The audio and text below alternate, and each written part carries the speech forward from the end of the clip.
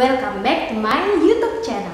Oke, kali ini aku bakalan share lagi informasi tentang perkuliahan ke kalian semua. Tapi sebelumnya mohon maaf banget ya karena di sini suasananya berbeda, ada sedikit bayang-bayangan, tapi nggak apa-apa. Aku yakin ini yang terpenting bukan suasananya, tapi informasi yang akan aku kasih ke kalian. Oke, kali ini aku bakalan share tentang informasi beasiswa. Halo guys, welcome to channel Nelvi Dikaya. Temukan berbagai tutorial, ide pembelajaran PAUD, info kepautan, dan personal experience. Jangan lupa subscribe ya, karena subscribe itu gratis. Happy watching. Nah, informasi beasiswa ini aku akan bagi menjadi beberapa part yang insya Allah setiap part akan menjelaskan tentang pengertian dari beasiswa itu sendiri.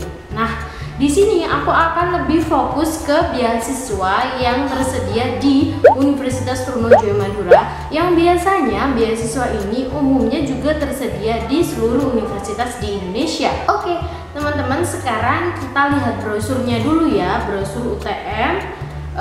Di sini kira-kira UTM itu menyediakan beasiswa apa aja sih? Oke, yang pertama ada beasiswa ADIK, terus ada beasiswa Basnas, ada beasiswa Bank Indonesia atau beasiswa BI, ada bidik misi, ada beasiswa Jarum, beasiswa KJMU, ada beasiswa Migas, PPA, dan juga beasiswa Tahfi. Oke, kali ini di segmen kali ini aku bakalan cerita ke kalian tentang beasiswa bidik misi dulu ya teman-teman. Karena beasiswa bidik misi ini adalah beasiswa yang umum sekali di kalangan mahasiswa maupun calon mahasiswa. Dan beasiswa bidik misi ini biasanya lebih mudah juga untuk didapatkan. Nah, teman-teman sekalian, aku akan bahas tentang beasiswa bidik misi juga. Karena di sini beasiswa bidik misi aku sendiri telah menerima beasiswa bidik misi, jadi aku tidak perlu mencari sumber-sumber terlalu susah. Oke, kali ini aku bakalan share ke kalian tentang beasiswa bidik misi. Yang pertama, apa sih beasiswa bidik misi? Terus yang kedua, syarat dan ketentuan beasiswa bidik misi, fasilitas yang diperoleh saat kalian mendapatkan beasiswa bidik misi, dan apa saja lain-lain, informasi yang lain tentang beasiswa bidik misi. Oke, yang pertama yaitu tentang pengertian ya teman-teman. Beasiswa bidik misi sendiri yaitu suatu bantuan pendidikan untuk mahasiswa yang mana biasanya ini ditujukan untuk mahasiswa yang kurang mampu secara ekonomi dan dia mampu secara akademik. Nah, beasiswa ini dikeluarkan oleh pemerintah, teman-teman. Beasiswa bidik misi ini ada beberapa ketentuannya juga, ketentuan atau syarat-syarat di mana kalian menerima beasiswa bidik misi ini tidak serta-merta ya teman-teman. Jadi ada ketentuannya. Oke, untuk persyaratan yang pertama yaitu siswa SMA atau SMK sederajat yang akan lulus di tahun berikutnya. Maksudnya misalnya kalau sekalian sekarang mendaftar beasiswa bidik misi tahun 2021 nanti, nah berarti kalian harus lulus pada tahun tersebut ya teman-teman.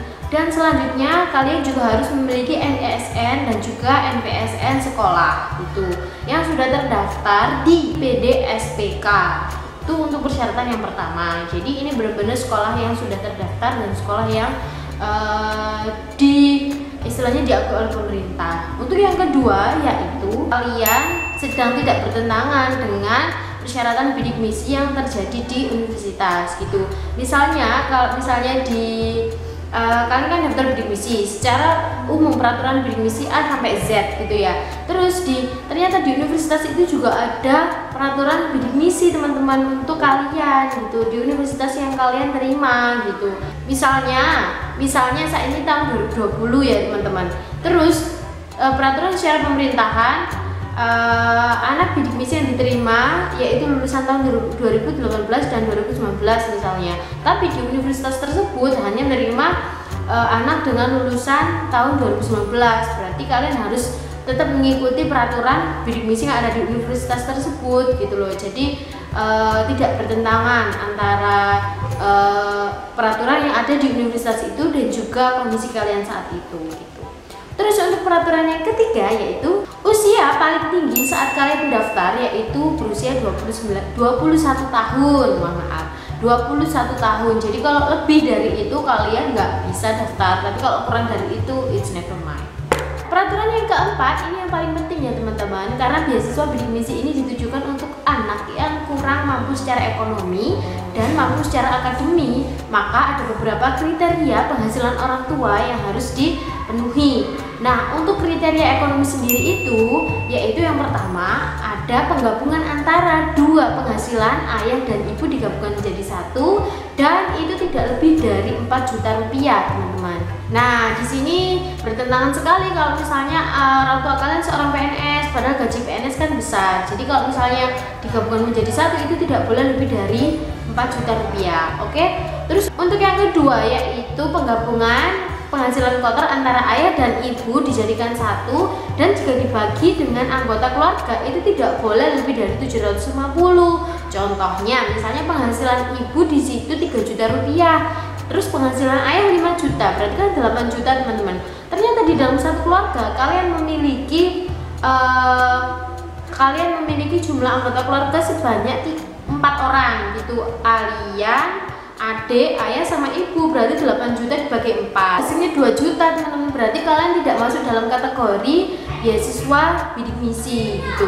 Tapi kalau misalnya penghasilan ayah kalian sebanyak 1.500.000 misalnya, dan ibu di situ berperan sebagai rumah tangga, dan ternyata di dalam anggota keluarga kalian ada sekitar 3 orang gitu, kamu, ayah sama ibu, di situ berarti kan dibagi menjadi 3, 1.500.000 dibagi menjadi 3, berarti hasilnya 500.000. Berarti di situ kalian dalam kategori beasiswa bidik misi. Terus untuk yang terakhir yaitu kalian memiliki KIP atau Kartu Indonesia Pintar. Di situ secara otomatis kalian dapat mengajukan beasiswa bidik misi. Yang selanjutnya, pendidikan orang tua atau wali setinggi-tingginya S1 atau strata 1 dan juga diploma 4 gitu. Kalau misalnya lebih orang tua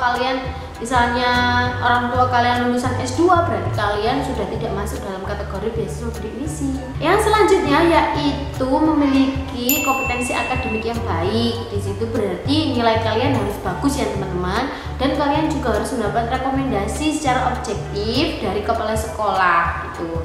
Nah, di sini kalian itu tidak harus memiliki akademik yang sangat wow. Misalnya kalian harus di urutan 3 besar, ini paralel gitu, enggak. Tapi kalian itu istilahnya itu enggak boleh nilainya jelek-jelek amat tuh enggak boleh. Soalnya aku dulu sih enggak terlalu bagus sih, nilaiku tuh enggak terlalu bagus, enggak 9, 100, 9, 10 gitu, enggak.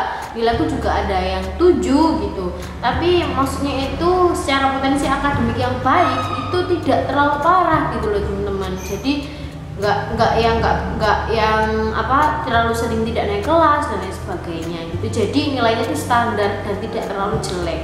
Syarat yang terakhir yaitu kalian dipersilakan untuk memilih PTN sesuai dengan jalur yang telah ditentukan, yaitu bisa melalui SBMPTN, bisa melalui SNMPTN, atau seleksi mandiri di PTN tersebut, atau bisa juga kalian daftar di politeknik atau di sekolah universitas terbuka juga bisa. Kalian juga bisa daftar di Institut Seni dan Budaya atau sesuai dengan PTS, sesuai dengan seleksi masuk. Jadi di sini tidak hanya PTN yang mendapatkan beasiswa bidik misi, tapi PTS juga memfasilitasi kalian untuk bisa mendapatkan beasiswa bidik misi ya teman-teman. Oke, itu adalah syarat dan ketentuan kalian bisa mendapatkan beasiswa bidik misi, dan bisa dipersiapkan mulai dari sekarang ya adik-adik SMA, SMK. Kalian bisa belajar lebih rajin supaya nilai kalian bisa mendongkrak beasiswa bidik misi yang nantinya akan kalian dapatkan. Terus gini teman-teman semuanya, apa saja sih fasilitasnya Kak untuk mendapatkan kalau misalnya kita dapat beasiswa bidik misi? Oke, fasilitas yang pertama yang bisa kalian dapatkan yaitu yang pasti kalian akan terbebas dari uang kuliah tunggal semesteran atau yang bisa disebut dengan UKT. Nah, di situ nanti kalian akan secara otomatis dapat langsung ke RS-an tanpa harus membayar UKT. Terus yang kedua, kalian juga bakalan mendapatkan uang pesangon, istilahnya uang makan atau uang itu biasa kalian gunakan terserah untuk ngapain aja. Biasanya itu didapatkan sesuai dengan daerahnya masing-masing guys, kampusnya masing-masing gitu. Kalau aku di Universitas Trunojoyo Madura biasanya mendapatkan 700.000 per bulan gitu. Tapi beda dengan temanku yang ada di universitas yang ada di Surabaya ataupun di Jakarta, itu biasanya beda gitu, sesuai dengan kondisi atau harga-harga yang ada di sana gitu. Pokoknya universitasnya itu biasanya menyesuaikan gitu. Terus setelah itu kalian juga bisa mendapatkan uang buku, tapi ini tidak semua ya guys. Biasanya itu hanya angkatan-angkatan tertentu aja. Kalau dulu sih aku mendapatkan uang buku asalkan kita memberikan nota itu kepada administrasi, lalu biasanya itu diganti dengan uang gitu bukunya. Tapi aku sih lebih seneng, maksudnya itu lebih seneng enggak ya, soalnya aku nggak terlalu suka mengoleksi buku, aku lebih suka ke perpustakaan gitu, jadi aku nggak banyak sekali beli buku. Oke, yang selanjutnya kalian juga bisa mendapatkan semua itu hanya dengan menempuh pendidikan 4 tahun atau 8 semester. Jika kalian lebih dari itu, maka dari pemerintah sudah tidak akan membiayai lagi gitu. Jadi kalian harus benar-benar lulus dengan tepat waktu. Nah teman-teman juga kalau misalnya ingin mendapatkan itu semua ada beberapa syaratnya juga teman-teman. Jadi teman-teman harus konsisten dengan nilai kalian nggak boleh sampai turun. Biasanya setiap jurusan itu memiliki istilahnya itu KKM gitu, sesuai dengan bidik misi. Kalau biasanya di punya aku itu 2,75 kalau nggak salah, 2,75 itu untuk anak teknik. Pokoknya beda kok antara anak teknik dan juga non teknik kalau di universitas aku gitu, di UTM, Universitas Trunojoyo Madura gitu. Nah kalau misalnya kalian itu selama 3 kali berturut-turut nilainya di bawah rata-rata itu tadi, IPK kalian di bawah rata-rata, itu pasti akan di blacklist oleh pihak bidik misi gitu teman-teman. Untuk bidik misi sendiri ini ada juga perkumpulan anak-anak bidik misi di Universitas Trunojoyo Madura, dan aku yakin kalau di universitas lain juga pasti akan mengadakan, ada yang namanya IMB,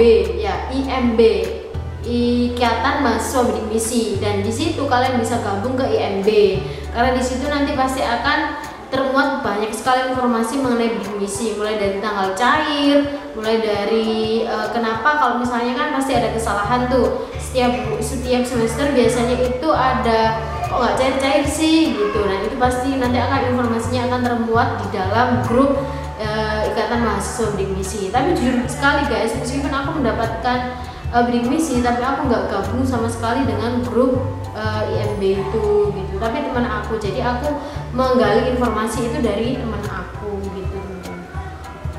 Nah setelah itu teman-teman jangan sampai putus asa. Misalkan kalian nggak dapat beasiswa bidik misi gitu, ternyata kalian pas waktu masuk ke universitas itu kalian tuh nggak dapat beasiswa bidik misi.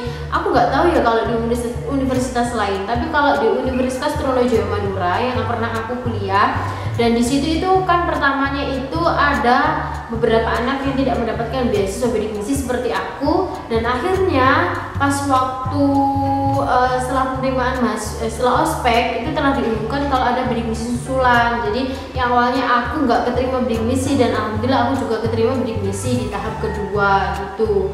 Dan disitu beneran yang awalnya aku itu membayar sebesar 1 juta, ternyata uang 1 juta aku itu diganti gitu sama pemerintah, lalu aku dimasukkan ke daftar anak yang menerima beasiswa bidik misi gitu teman-teman.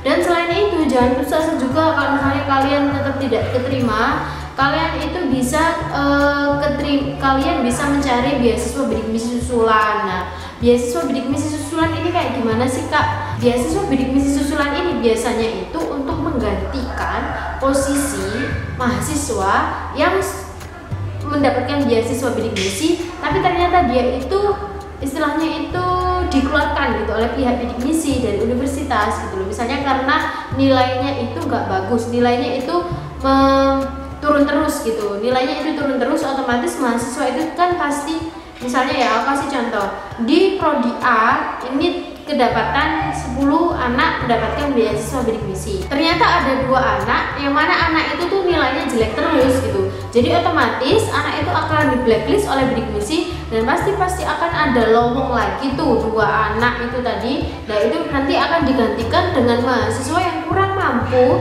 dan mendapatkan nilai yang bagus gitu. Untuk kalian teman-teman calon mahasiswa yang ingin mendapatkan bidik misi dan update mengenai informasi dari bidik misi sendiri, kalian bisa langsung akses informasi itu di web resmi bidik misi, yaitu bidikmisi.belmawa.ristekdikti.go.id. Oke, untuk linknya aku bakalan taruh di kolom deskripsi ya teman-teman. Untuk teman-teman di sana di web resminya juga kalian bisa tanyakan mengenai apa-apa saja tentang bidik misi yang masih kurang jelas.